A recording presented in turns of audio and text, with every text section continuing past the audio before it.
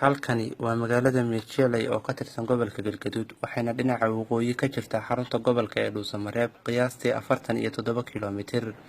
Magaaladani waa magaalo aas-aasantay burburkii dowladda dhexe kadib, balse waa magaalo la tartamaysa magaalooyinka faca weyn ee gobolka.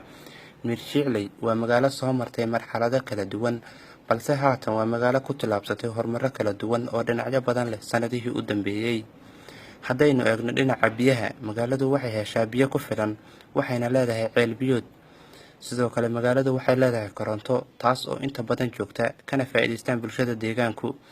Dhinaca caafimaadka, haddaynu eegno, magaaladu waxay leedahay cisbitaal weyn oo lagu dhisay iskaa wax u qabso oo si free ah dadka loogu daweeyo. Dhinaca waxbarashada, magaaladu waxay leedahay iskuul hoose dhexe oo si bilaash ah wax looga barto. Meecheley ma ahan magaalo lagu soo koobi karo hal warbixin, balse warbixintan waxaan ku eegaynay dhinacyada aasaasiga ah nolosha bini'aadamka. Waxaa warbixintan idiin soo diyaariyay idinla socodsiinayna anigoo ah Suldaan Maxamed.